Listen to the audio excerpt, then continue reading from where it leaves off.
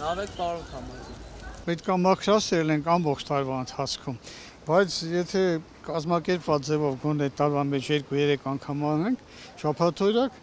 ավելի մաքուր կլինի մեր քաղաքներ, մեր շրջապատներ, մեր դպրոցի տարածքներ, տեսնում եք ոնց են աշակերտները ծնողների հետ միասին աշխատում, մաքրում,